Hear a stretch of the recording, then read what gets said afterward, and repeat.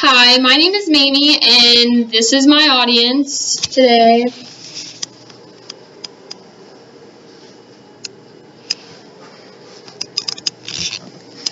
Today I'm going to be teaching how to pitch a softball. I'm a Thomas More softball player right now, and I pitch for the team and also play outfield. So softball in general is a sport enjoyed by many females. It's very competitive, but it's still enjoyable.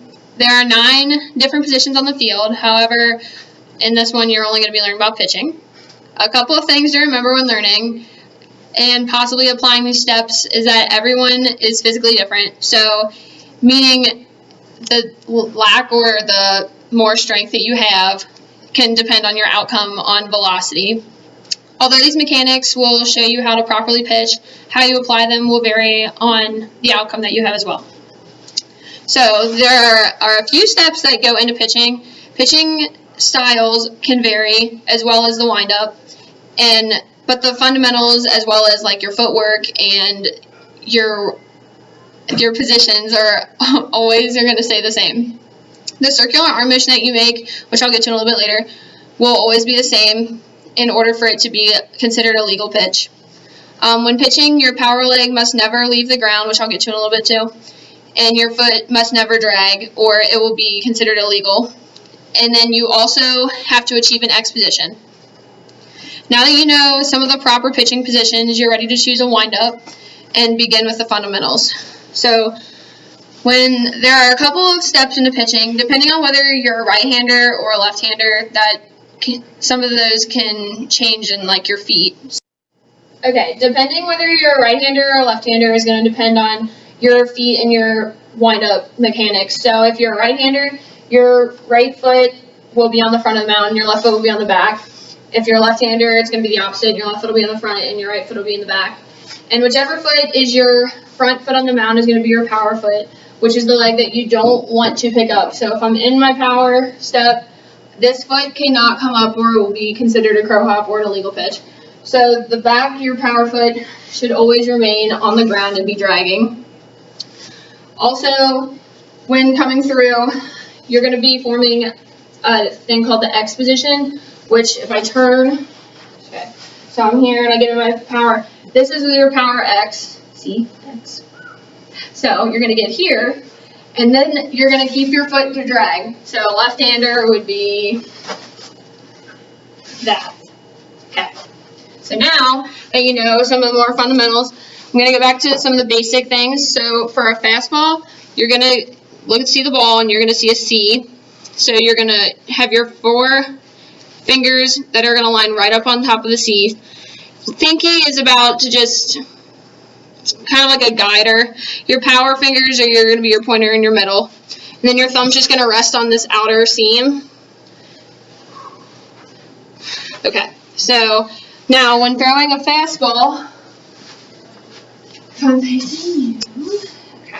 So my windup is I start with both hands apart, and then I come together and I rock sideways, come up, get here, form the X, come down and throw. When you come down through a fastball, your hand, you got the grip, will be coming down the side, and you'll be releasing it with all of your fingers pointing up. Then as you come up, your elbow will form. Your elbow should be facing your catcher or your target. Okay, now the next pitch that I'm going to go to is a changeup. And a changeup is going to have a backward C. It's very similar to a fastball, but if this is your fastball, you're going to flip the ball, and it's going to have a backward C. So it's going to be the same grip. Your 4 fingers will fall on the seams, your thumb on the opposite side. There's different ways of throwing a changeup. The one that I'm going to show you is a reverse change. So you come through, wind up. As you get to your top, you're going to come here. Your wrist will go from a fastball grip and turn as you get to midway, and you're going to come up and flick it backwards. So you come through and flick up with your wrist. So your wrist should be all coiled when you get through. The next pitch I'm going to show you is a drop curve, which will come in for a right-handed batter and then break outward. For a left-hander, it'll come in and bite them on the hands. So this grip for this one is going to be considered a horseshoe. So you have your upside down C, you have your pointer and middle finger resting on the inside C, ring finger on the opposite side, guiding again with the pinky, and your thumb's just going to fall. Now this one, when you come through, so this is my X, you can keep it the way it is. Keep your X, you come through, you get to your hip, it's going to be like turning a doorknob. So you're going to come through, you drop curve, you're going to come across, underneath, that will give you your curve, as well as stepping across your power line, and you're going to come across and push down. So when you come through your step on a fastball changeup, you want to stay straight with your X position, and you're stepping straight on a power line.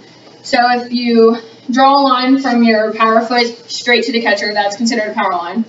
So for a drop curve, you would cross over to your throwing arm. For a right-handed pitcher, you would step to your right, left-hander, you step to your left.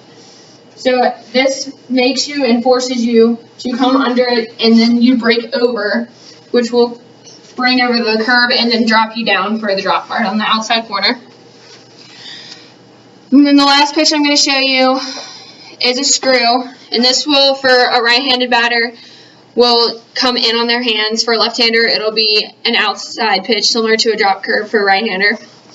So for this, you're going to have an upside down U, or an upside down horseshoe. And then you're going to have your pointer and index finger on the outside of the seams. Your thumb is more of like a guide on this one, as well as your pinky and your ring finger. So now this one is a little opposite of the drop curve. So I'm going to come through my power line. Instead of stepping straight, I'm going to step out, opposite, away from my throwing hand. Then you're going to come through. You don't want to come through straight, because then you'll just be throwing a fastball. So to get a movement to bite them in the hands, you come through. You pull your hand down. So if I'm coming sideways, get your hand here. Get your hand here. You're going to turn it inwards. So you're going to come through and you're going to turn out. It's kind of awkward looking, but it really doesn't hurt that bad if you think about it. And so you come through. You're going to step out. You're going to get in your X. You're going to come through, drag your foot, and come out. This will force it to come in and gradually guide in and break into the hands of a right-handed batter. So the fundamentals and mechanics of pitching aren't really as complicated as they sound. Depending on how properly you apply them will determine the success of your outcome. There are different pitches to throw, and they all share the same mechanics, considering the X position and the windup. The different pitches, though, require different grips, such as the horseshoe, the backward C's, and also different strides, including for a drop curve, stepping towards your throwing arm to break over, screw, stepping opposite to break in for a right-handed batter. And then for a changeup and fastball, you're going to follow straight on your power line. After learning the different mechanics to the different pitches, you're ready to step on the field, so good luck. Thank you.